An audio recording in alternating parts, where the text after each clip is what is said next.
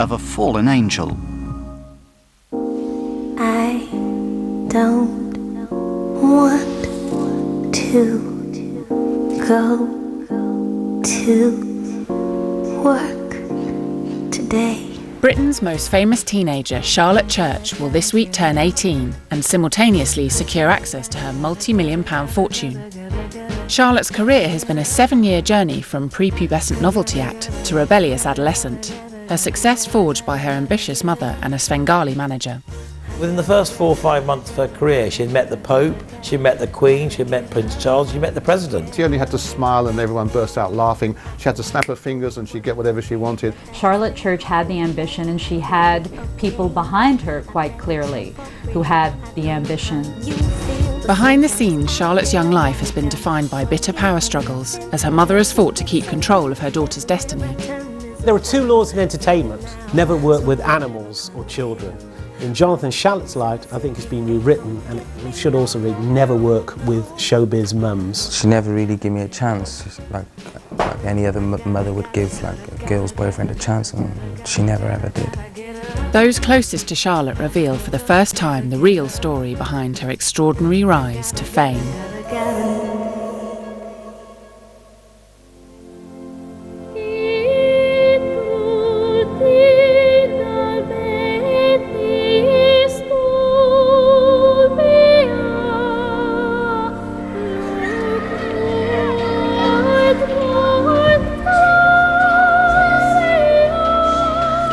The story of Charlotte and her first public performance. How did it go? How did it come about? Sir, can I sing for the children? Yeah, Charlotte, of course you can. Would you like to sing in class, or would you like to sing in infant assembly? No, she said, I'd like to sing for the whole school. Yeah, Charlotte, if you want to, there's no problem. Friday morning came, she stood up, 290 children, hall full, 12 teachers, and it was at that point that everyone went, wow. In terms of Charlotte, I think you get a kid every now and then who just walks into the room and is magical. I work with my mother closely with her teaching, and she's seen everything before pretty much, and if I say, oh, look at this kid, yeah, and I remember sort of in a line, if they're all dancing and I say, well, she's fine, we don't need to look at her, and your eyes would pull and watch that child. Charlotte Church is the quintessential child star. From 6 years old, her raw talent was documented in the amateur halls of Wales. She has since become one of Britain's biggest exports, and her life a tabloid obsession. With hard work and ambition, Charlotte has succeeded where most British pop stars have failed, by becoming a household name both sides of the Atlantic. But the question remains, whose ambition was it? Whether fame-hungry or just well-meaning, Charlotte Church's childhood has been dominated by her ambitious mother. Whenever she was filmed travelling, Maria was her constant companion. I think Maria had a lot to do with she wanted Charlotte to be something. She didn't want her to be like a lot of young girls out taking drugs, getting pregnant. I think she wanted better for her. She was her only daughter. She didn't have no other kids. I'd be the same with mine. I want the best for them. So I think she did push her into a lot of things.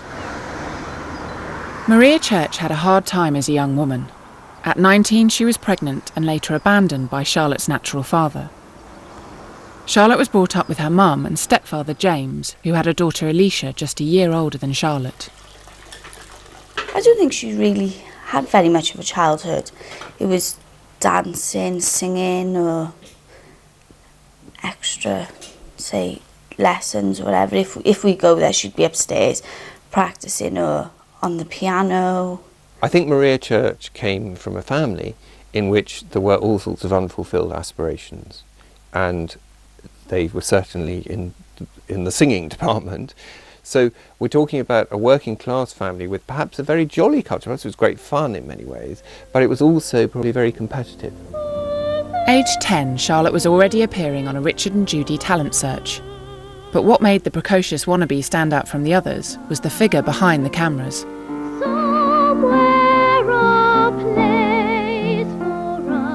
You can't become famous before the age of 18, and Charlotte Church became famous at 13.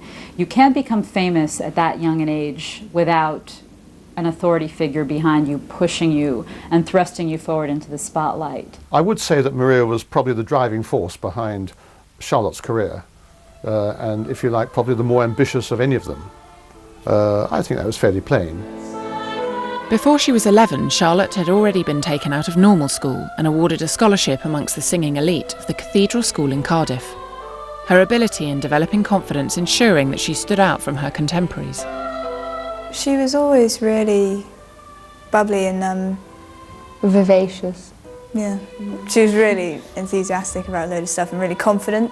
I think everyone was very taken aback when they heard her voice, because it was like the voice of a 30-year-old woman coming from the mouth of a 10-year-old girl. It's going to take you aback a little bit, but I mean, everyone blended in very well, but solo-wise, she stood out. She always, yeah, she always got, got to do the solos. Yeah.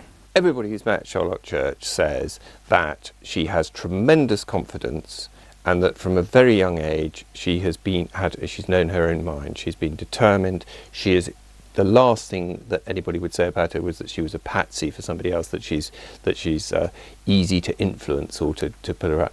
Now that's what's so fascinating is, but actually the reality is that she has been a conduit, a vehicle for her mother's ambition. Charlotte and Maria's ambitions went much further than the local cathedral school. Still only 11, Charlotte was thrust into the national TV spotlight again, this time on Jonathan Ross's Big Big Talent Show. There to introduce her Auntie Caroline's cabaret act, she stole the show and gave an impromptu performance that would change her life. See off the orchestra? Well, you can try. They haven't been hitting them this evening. There you go. See?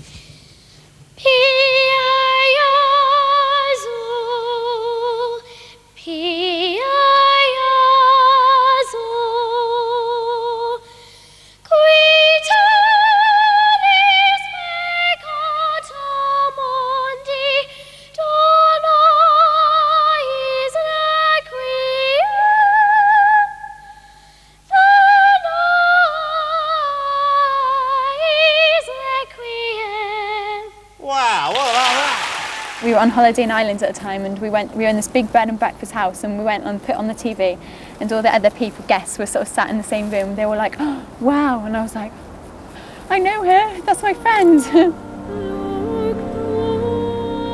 The family promotion of Charlotte Church had worked. For the profit-hungry music industry, a photogenic young girl with the operatic voice of an angel spelt one thing: record sales. News of the gifted young soprano quickly reached London showbiz agent Jonathan Shalit. Jonathan Shalit is an extremely able impresario in many ways. He's sort of quite old-fashioned. There's one talent that he's got, and that's he's got a fantastic set of ears. He can hear something, and he's also got the chutzpah and the drive to make it happen. He's incredibly pushy, and he's tremendously ferocious on behalf of his talent. And he spotted an opportunity, not just for Charlotte, but for him as Mr. 20%. Within a week of Charlotte's TV appearance, Jonathan Shalit was in Cardiff, contract in hand. We were driven to a local Coronation Street type terraced house with a small back and front room, and she sat at her clinkety-clonkety piano, and her student stood next to her, and I sat on the sofa, all in a very small kind of box type room.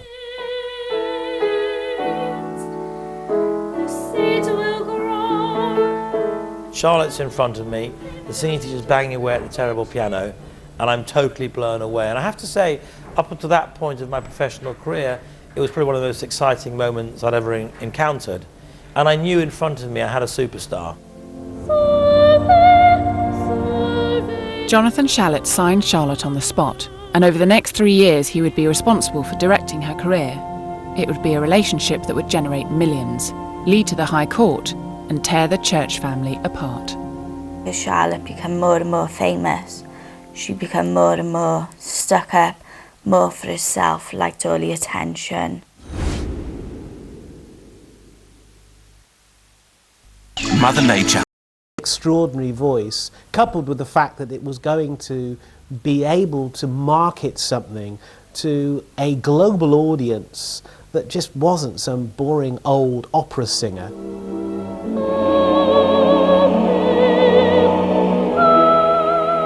When Charlotte was 11, she received a £100,000 advance on a 5-album deal and began recording her first album with the orchestra of the Welsh National Opera. Sony Music and Charlotte started courting press attention all over Europe. 1, 2, 3. Look me. It's people like this that you know that the labels seize on, because they think they can market them very easily, and they just dupe people into thinking that they're giving them the best, and they're not. Within this country, there are 1,000 better young sopranos than Charlotte Church. The British release of Charlotte's debut album Voice of an Angel reached #1 in the UK classical charts and #4 in the mainstream pop chart.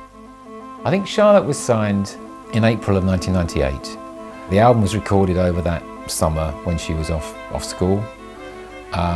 It was released in the end of October that year, and by Christmas she'd sold 750,000 albums. Almost overnight, the Cardiff schoolgirl had become a household name. During interviews with the world's press, the youngster was clearly worried about how fame would change her life. Your album is selling better than Madonna's, than Mariah Carey's, than Cher's. Yeah. How does that feel? Overwhelming, really strange, very, I don't know, I'm kind of nervous about it because everything's happening so fast and you have to try and keep your feet on the ground, make sure you don't get too big-headed or, you know, too airs and graces. Back in school in Cardiff, Charlotte's success had surpassed everyone's wildest expectations. We both talked about wanting to be successful opera singers and successful in music because music was our thing. I don't think that she thought that her success would come so soon. I think that she thought it would be more of a delayed thing when she was an adult. As hundreds of thousands of pounds began to flood in, a trust fund was set up for Charlotte, causing some inevitable envy. We'd have people take the piss out of us because of Charlotte, because she was worth money and things, and they, oh, you think you're better than us. I remember one day her coming up to me and going, well, bought my mum a car for her birthday. And I was like, oh my God. But you know, I mean, you know, good for her sort of thing. So it's... I think a lot of it was jealousy with people. Who wouldn't be jealous of a 13-year-old girl making all that money, travelling as far as she's been? As commercial demand for Charlotte's product grew, Sony and Jonathan Shalit realised they were at the helm of a phenomenon. At 12, she was removed from school and took to the road full-time. She was thrust into the world of video shoots and constant press interviews. James Church gave up his job as a forklift truck driver, whilst Maria left her job at Cardiff City Council to chaperone her daughter full-time. Are you worried that the fame may go to her head a bit? Or? Not at all. Not at all. Not with the family. We're a very, very close family. Our feet are firmly on the ground, honestly, hand on heart. I think she's the sanest one of the lot of us, to be honest. I mean, I was under their roof for many weeks, and I can only say that I found them one of the most ordinary, normal families on that side. And then when they suddenly transported into this other world of limousines and Concorde and five-star hotels, it must have been very hard to keep that normality. Because her stepfather decided to accompany Charlotte on her travels, he began to see less and less of his biological children back in Cardiff. I think we felt pushed out more than anything.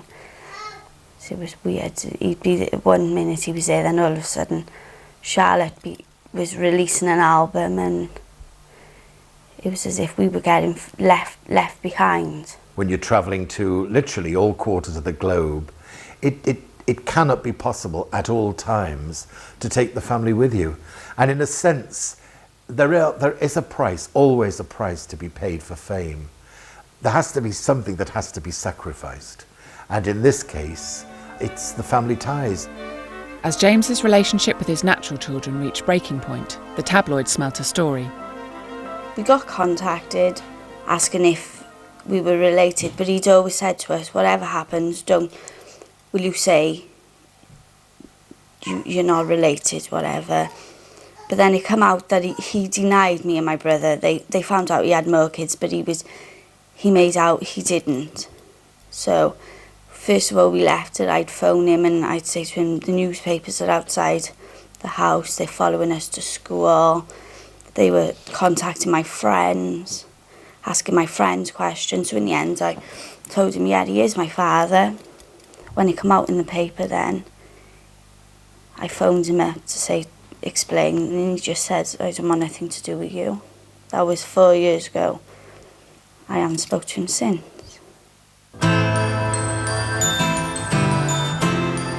By early '99, there was no stopping the Charlotte money-making machine, and Jonathan Shalit had even bigger plans.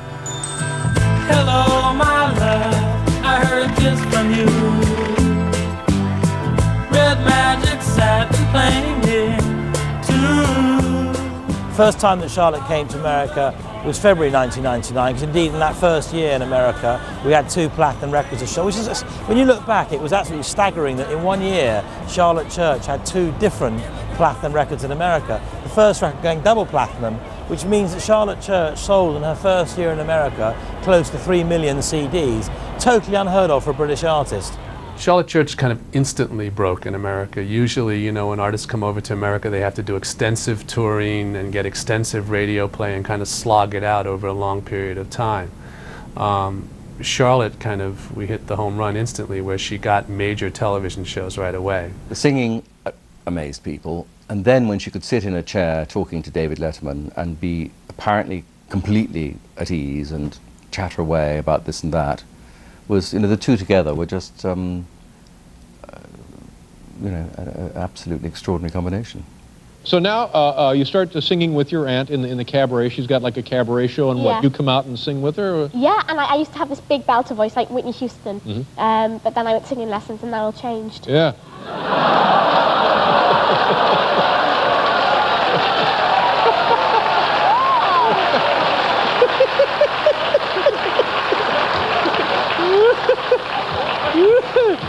A couple of lessons knocked it right out of her.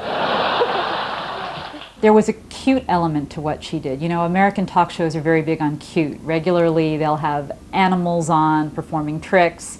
And Charlotte Church, in a way, you know, children and animals always go over great on American television. Whilst her Cardiff peers were at school, Charlotte was in New York learning celebrity schmooze from agent Jonathan Shalit. Yeah, her life would have been like being in the army. It would have been like military precision all the way through, bang, bang, bang, bang, bang. She wouldn't have had a great deal of time to herself, which is probably the only downside. She missed out on normal teenage stuff, I think, a lot. Hanging out with friends, sleeping over people's houses, getting into trouble, things like that. But then she missed out on them, and she's gained a lot more. But I think she missed the friends and stuff when she was growing up, like going away to all these different places, and I suppose any young girl would, wouldn't they? They want to be around their friends and stuff. She was working when she was young. Listening to it. Aged 13, Charlotte was already demonstrating in interviews that fame was becoming tiresome. They always ask me, how old are you? How did you start singing? Who are your favourite pop bands? How did your friends react to this? How did you cope with school and when you sing at the same time? And that's a bit boring, repeating yourself again over and over again.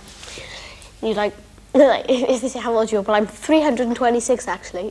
Sometimes. I mean, I can remember her when we were doing 2 or 3 maybe in a week here in New York. I remember her arriving in the studio actually in her pajamas for the warm-up. We put her in a lot of very, very high, you know, high-powered, you know, dangerous, you know, that's not the right word, but just in very, very pressured situations, and she delivered every time.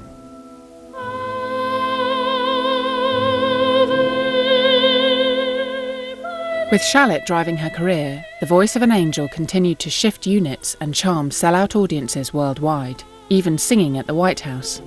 But by the end of 1999, the relationship between Shalit and the Church family was beginning to sour. Maria Church, when she was asked about what was right for Charlotte or not for Charlotte, occasionally, like everybody, Maria would like a good night out. So therefore, you know, it might mean that the next day we had a slight delay in starting something. But you know, the pressure on Maria Church was great as well. She was always one for glamour, and she liked to be noticed everywhere she went. But I think as Charlotte became more and more famous, she became more and more stuck up, more for herself, liked all the attention. The bottom line, when a phenomenon such as that grows so quickly, it's greenhouse driven in some ways. there's going to be tensions.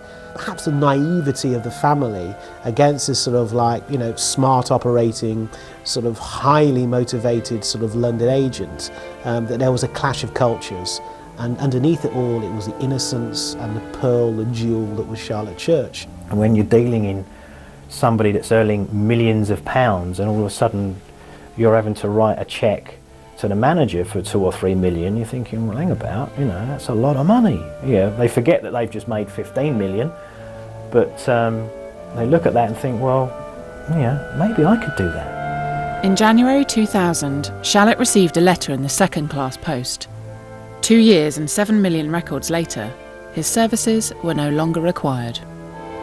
Clearly Charlotte's mother decided she didn't want me around. That's evident because of what happened and some of the comments made since. But as to what the reasons for that were, still believe me bemused, because when I met Charlotte Church, she was living in a small little terraced house in Cardiff. They now live in a mansion. So as to what brought Maria Church to the decision that Jonathan Shalit's wrong for my daughter's career, when Jonathan Shalit made the Charlotte Church families financially secure for life, is slightly beyond me. But you know, in my business there's a phrase that says when there's a hit, there's a writ. Jonathan knew the game, and I think possibly when the family or others thought that they knew the game equally as well, they ditched him. And that seemed a bit unfair to me. The man who claims to have made teenage singer Charlotte Church a multimillionaire faced her across a courtroom today. Her manager Jonathan Shalit is suing Charlotte and her family, claiming he was sacked so her mother could keep more of her fortune. It's just very sad that I've had to bring a child to court. Amidst the tabloid mudslinging that surrounded the case, the Church family held their ground. It was the 13-year-old, they claimed, who made the decision to sack her manager. On day one of the hearing, Charlotte's camp decided to settle out of court, granting Shalit a reported £2.3 million. I'd like to thank my family and my parents in particular for being strong for me and supporting me through everything. And now I'm really happy that I'd be able to just get on with my singing and, you know, do what I do best. 3 years after the court case, in a candid interview with The Face magazine, Charlotte repeated the claim that it was she who had instigated the Shalit sacking and described her highly personal reasons for doing so. It seemed to me she just didn't particularly get along with the man too well. Literally in their personalities, I think, more than how he was conducting his business or anything. I don't think any of that was ever in dispute, to be honest. He just wasn't the kind of man that she felt comfortable being around. For reasons, you know, her reasons to me were he just was a very eccentric man. And you can take from that what you will, really. I mean, she just, you know, he just freaked her out, basically. I think that the people around Charlotte and she as well have been quite clever in trying to counter the criticism that her mother was pushy, that she was, you know, hijacked from a young age. For example, the story is put out. It was Charlotte who said to the mother that she wasn't happy with the manager. I very, very much doubt that that's how it will have worked. I think it's very unlikely that a 13-year-old, you know, even Charlotte Church would actually have, you know, been directing matters in that way. Once the dust from the Shalit affair had settled, the Church family finally released Charlotte's autobiography. Originally commissioned 2 years earlier by Shalit and ghostwritten by William Hall. The published version had been heavily edited. History had effectively been rewritten. I've sent a copy of her autobiography, and the first draft, before it was published, was saying, oh, you know, Jonathan's so lovely. I think he even had a chapter dedicated to him. And then, in the meantime, just before the book was published, she'd had her famous falling out with Shalit. And so in the final version that appeared, I think he was dismissed in one paragraph, saying, the less said about Jonathan Shalit, the better.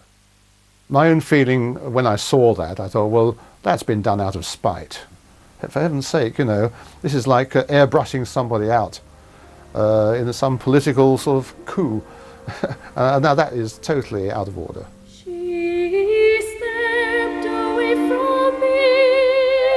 By the end of 2001, aged 15, Charlotte's success had earned her an estimated £15 million. But things were about to change for good. The voice of an angel was hitting adolescence, and the image that had made her a star was about to self-destruct, as her off-stage life made her the focus of a tabloid obsession. She seemed to know a lot about it, a lot more than me. She used to say it's like a game, you gotta play the game. And I was like, the game? To me it seems like a load of bollocks.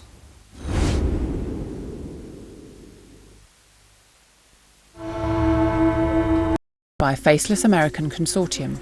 With sales dwindling, the young star was growing sick of the childish image that had defined her, and sick of her mother's grip on her life. Well, first of all, I'm going to introduce you to all of my teddy type things. Okay, this is my Bampy, which is kind of like a Welsh phrase, which means grandfather. They shoved her on stage with a teddy bear, and they tried to keep her young like that. And, you know, obviously she's not going to be, she's going to be a teenager, she's going to be normal. And I don't know, I don't think they really wanted her to sort of change too drastically, but she had to. Obviously soon they'll have to let me spread my wings a bit, but, you know, I like the way that they let me look, because it's funky. It's a problem. How do you go about being a cool teenager if you're so very, very publicly and very, very famously uncool? It is tricky. If on top of that you're trying to work out how to find something that's for yourself rather than for your mother, how are you going to be yourself? You know, the adolescent problem magnified 20 times. With Sony keen to keep the 16-year-old profitable, Charlotte's fifth album saw a change in her repertoire as she was guided into classical material suited to older, more experienced sopranos. I see so many singers in the classical world who get successful, and the agents move in and the managers move in and they think they've got a great money spinning machine here, and they push the voice and they say, yes love, you can do it, you can do more, you can do the Wagner, you can do the big roles, you can sock it to them. And for a while they can, and then the voice just stops. No one should ever have even contemplated that she would sing those sort of songs at that age. It's far too young. You know, why should she be pushed into that sort of repertoire? I think it's exploitation.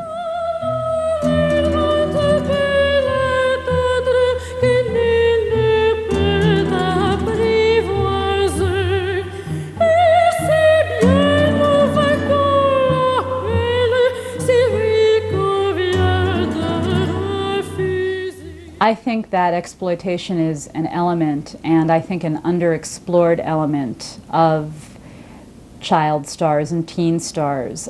Certainly in the United States, I think the great story of the past 5 or 10 years in pop music has been these children who are kind of thrust forward into the spotlight by their parents. Not that they're not willing, but they're too young to really make decisions, and they wind up in situations that demand more sophistication and more wisdom.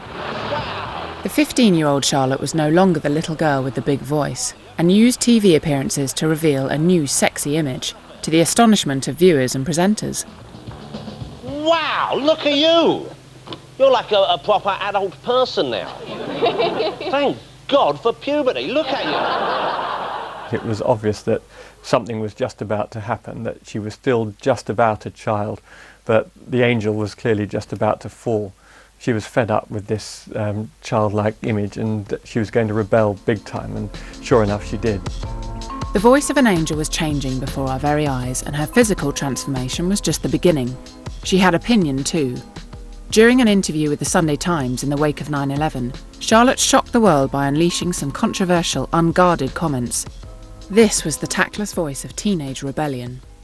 I think that was the first time that her angelic image began to be deconstructed, but principally by her, I think. She was the one who was really fed up with this kind of St. Winifred's girl choir image that she still had, and she desperately wanted to get rid of that and move out of home and you know, go clubbing and just be a kind of rock diva, I think, is what she really wanted to be. By 2002, every detail of Charlotte's adolescent life was being measured in column inches. 2002 was a turning point for Charlotte. You suddenly saw her wearing T-shirts saying Barbie is a crack whore, pictures of her smoking. There was a website at the start of the year which was counting down the number of days until she became legal to have sex. Sooner or later they want to get to the nitty-gritty, the down and dirty, and there was a point where I remember all the papers were talking about Charlotte Church's Angel about to become 16. It's going to be legal. What happens next? And then you've got the two elements fighting with each other. The squeaky clean image that she's got against the sort of raunchier side that she probably, as a 16-year-old girl, wants to promote. Britain's media were only interested in one thing. And once Sweet 16 and legal, the tabloids finally turned Charlotte into a sexual being by naming her Female Rear of the Year 2002. She wanted to make people realise that the little girl who then became a pubescent teenager dressed up in lovely bows and pretty little thing, that isn't a sexual thing. She wants to tell the world that she is a sexual being. She used to say it's like a game, you gotta play the game. And I was like, the game? To me it seems like a load of bollocks. You know, they're journalists doing their job. Let them go along with their job. The Rear of the Year was significant. It was, to many people, it's a fantastic award, but when you're only, I think she was 16 and just 16, a lot of people didn't agree with it. You had Rhodri Morgan, the First Minister of the Welsh Assembly, I think called it unsavoury. There were calls for Peter Clarke, the Children's Commissioner in Wales, to look into it because they thought, well, it's just not right that a 16-year-old should be awarded Rear of the Year. I can imagine it being quite hard, actually, especially for a teenager, because that's when you make most of your mistakes, I reckon. And to make your mistakes at home is bad enough, but to make your mistakes in front of TV crews and everyone looking at you, it's probably not a very good thing.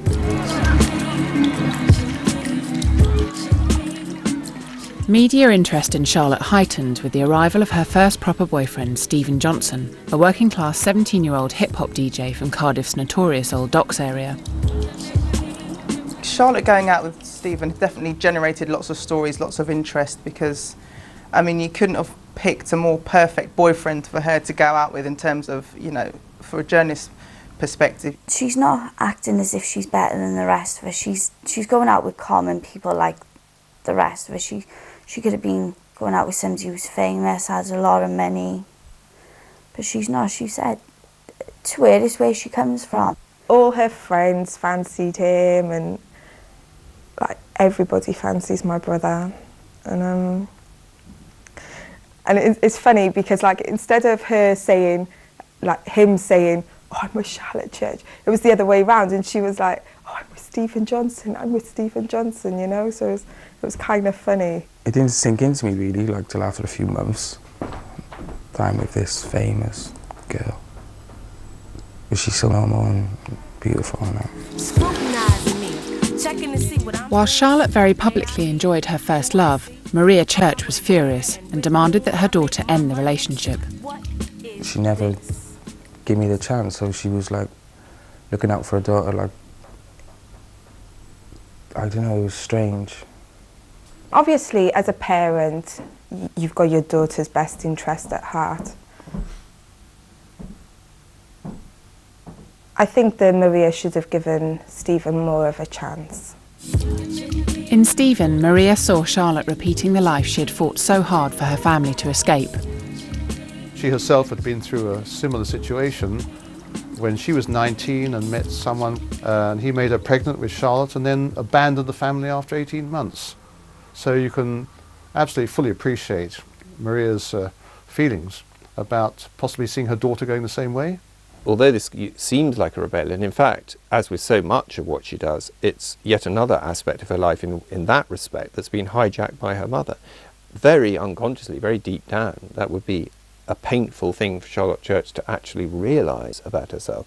But I think that there's a strong element of her actually just repeating history. She used to say to Charles, we've come from like a low class family, we've moved up to an upper class family, and now you're going out with someone who's sort of like low class, middle class family.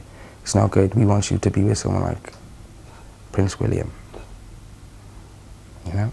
I'm sorry, I'm not Prince William. I'm Stephen Johnson. I don't want to go to work. Charlotte's relationship with Stephen was testing the Church family unit to breaking point. and also causing problems for her career. The operatic millionairess should this evening be in Atlanta preparing to switch on the city's Christmas lights. Instead, she's with her parents who live here in Cardiff. Charlotte Church's management say an ear infection and a bout of flu have kept her at home. Other reports blame a tearful teenage tantrum at the airport and a row with her boyfriend for the singer's failure to fly to America, where she starts touring next week. She had a lot of pressure from loads of different angles. Good mum, like their immediate family, a management, a record company, the papers, you know, her friends. She got a lot on the plate. She decided that she perhaps didn't really believe anymore in what she was doing. And I think if an artist doesn't believe in what they're doing, it's time to move on. I think it's one of those things where, you know, it's a lot of fun for a while, but after you've stayed in the top 10 hotels in New York 10 times, it's not the same thing as, you know, you don't want to go on a vacation and come and stay in the same hotel in New York. And I think it's, you know, it's one of those things where it's a lot of fun for a while and then it becomes a lot of work. In December 2002, newspapers reported that rows over Stephen had led an emotional Charlotte to sack her mother. In a show of unity, the Church family hit back, claiming that Maria had simply decided to let her daughter enjoy more independence. The tabloid speculation increased when Charlotte moved out of the family home and in with her boyfriend. She actually talked about how controlled she'd been, and it was one of the reasons that she wanted to not work with her mother anymore and try and be independent, because she just went, well, I've just been controlled since I was 12. And she has been, but she had to be. I mean, she absolutely had to be. I mean, you're 12. You know, suddenly you're singing for the Pope. I mean, please. It's actually saying, I don't know who I am and I need to find out. Get away from me. Stop telling me who I am. And yet, paradoxically, in sacking her mother as a manager, in reality, of course, she now has an incredibly large team of people telling her who she is and telling her how to make more money. The rift between mother and daughter deepened when one night late in 2002, Stephen Johnson was invited to join tabloid journalists in a Cardiff hotel. It was inevitable, really, that at some point somebody, whether it be a boyfriend approaching a newspaper or a newspaper approaching a boyfriend, somebody is going to want to talk about Charlotte as a young woman and therefore having sex. They were hounding me, saying, come on, come over to the hotel, we'll pay for you and your mates to have drinks, da-da-da. So we went over there. And then what happened? And we were saying, we want sex stories, we want sex stories. I'm like, come on now. Because I didn't give them a story, they print, I'm trying to sell sex secrets. Did you read my sex stories, anybody? No, you never will. But you maybe read my book one day. The next day, the papers reported that Stephen had offered to sell sex stories in return for £50,000. But in the name of decency, the tabloids had refused. For Maria Church, this was the final straw. When her mum heard that he allegedly had tried to sell his story to the newspapers, that was the end of it for Maria. She just believed the papers and believed the terrible stories, and Charlotte just, you know, she's going, well, I trust him because he's my boyfriend. She tried to, you know, find out if there's any tapes from journalists and all this kind of thing. And she actually went down that road of trying to find the evidence, basically, and there was none. Very dangerous ground. Standing by her man and his version of events, Charlotte publicly defended Stephen, although during this appearance on Parkinson she did seem a little unsure. You don't believe it? No, I don't. You've asked him? And you've asked your I've boyfriend? asked him what and does he say? everything, and he's just like, I wouldn't do that to you and blah, blah, blah. And maybe I'm just young and being naive and being in love and all that kind of good stuff. But I don't believe it. I don't believe it, but maybe it'll come back and bite me in my bum. The fact that Charlotte Church told the world through her appearance on Parkinson that she was in love with Stephen Johnson and told her parents this, you have to say is an aggressive act towards her parents and is a way of trying to push them away and trying to create some distance. In November 2003, Charlotte decided to end the relationship with Stephen. After 2 years, the tabloid love affair of the millennium was over. The heartbroken singer moved back in with her mum, and possible suitors were paraded in the newspapers. I think we just totally come to the end of the road, really. I think we did. We had a great time together, it was a great relationship, but I think too much things got on top of us. We just let it go. In January 2004, Britain's most famous ex-boyfriend generated more column inches than David Beckham as he tried to hang on to his profile and fledgling career as a model. With Stephen out of the picture, mother and daughter were reunited. I wouldn't meet Maria. I wouldn't give her the time of the day, really.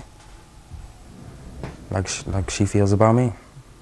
There's 1,000 mothers who can empathise with Charlotte's mum. There's 1,000 daughters that can empathise with Charlotte. The problem is how do you turn that into something that is positive, that's on brand for Charlotte to sell her product? What is that? And that is the dilemma. The soap opera that is her life is much bigger, much more interesting than whatever Charlotte will want to record or front. The drama of Charlotte's life would continue to dominate the headlines as she began to face up to adulthood, the dangers of post-child star life, and her impending wealth. The day she's 18, she can go straight down to the bank and start withdrawing the money. It seems to me that from any point of view, what she's doing is fabulously vulgar. I mean, fabulously vulgar.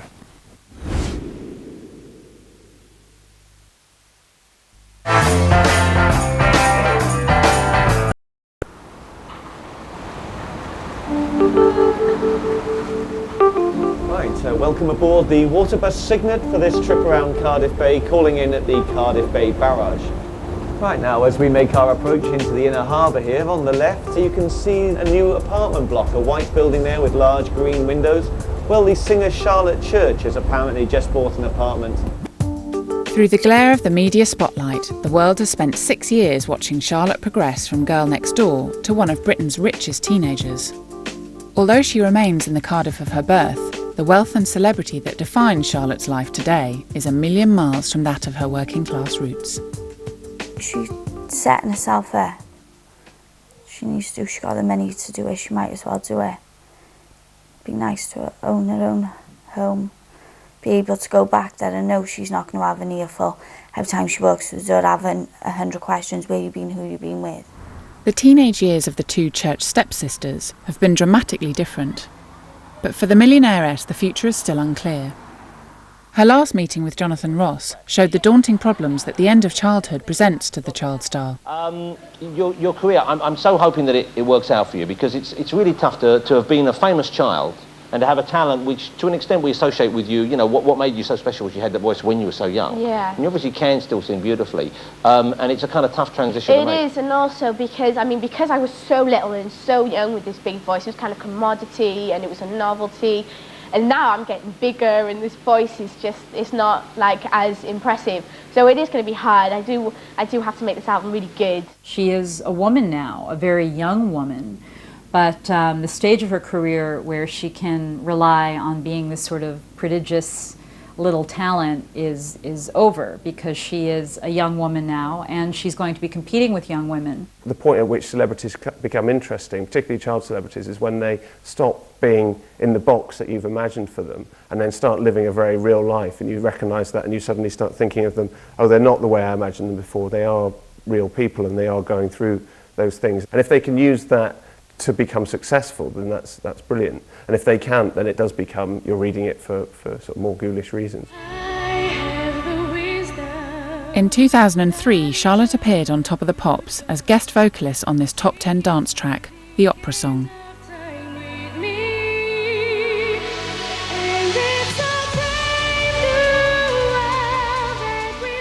I think she's being pretty reckless at the moment in what she does. I also think she's being fantastically tasteless. I mean, she's turned herself into a sort of kitsch monster. And I know that I'm not maybe the best person to judge what she's doing, because she's moved into the pop world and that's not my world. But it seems to me that from any point of view, what she's doing is fabulously vulgar.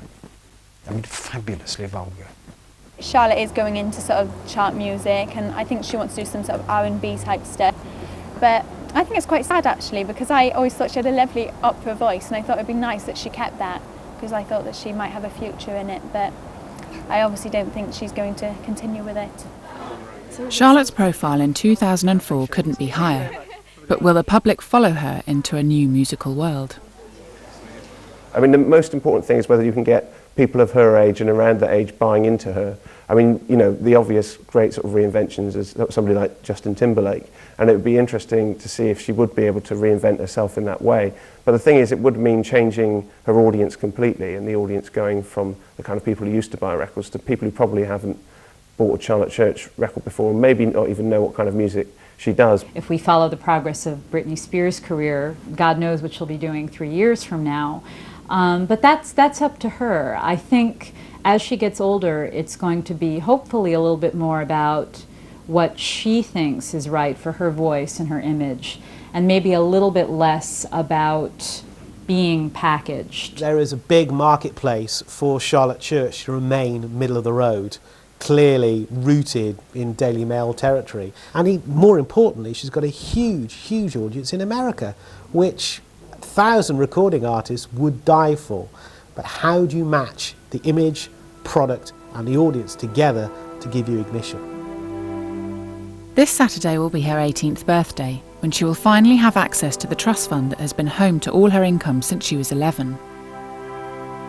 She had a 5-album deal with Sony, and she has so far sold 12 million albums, and for that she gets approximately £1 an album. That's the sort of going rate that her agent will have secured for her.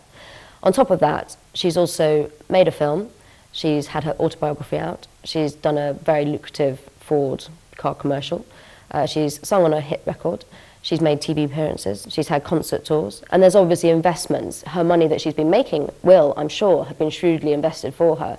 So overall, I think you can come up with a figure that she will have grossed over her career 18 to 20 million pounds. The contents of Charlotte's trust fund has been much discussed, but as on a recent TV appearance, the young star has given nothing away. Because 450 is chick feed, really, isn't it? We're talking 16 million, aren't we? No. No? Too little? You read too many papers. I do. The day she's 18, she can go straight down to the bank and start withdrawing the money and set off on this spending spree that she's been looking forward to, clearly. She said recently that the first thing she wants to buy is a Ford car, a KA car. So she's clearly not, she's not talking Ferraris or Aston Martins yet, and I don't even know if she can drive yet, but I shouldn't think it'll be long. As an adult, the question is, what will she do next? Can Charlotte the woman transcend the voice of an angel image that defined her? Or will she always be known as Charlotte Church, former child star? She's certainly turned from the little, what do I say, perky little girl I knew into a ravishing teenager, and obviously going to be a sensual young woman, hot-eyed actress of the future. This may sound odd, but I think what I would most like to see her do is to go to university now, or soon. I think that somebody as bright as she is, she could do so many different things. You know, she's a very, very talented human being, and you know, she's got a brain. She ought to use it. She seems happy.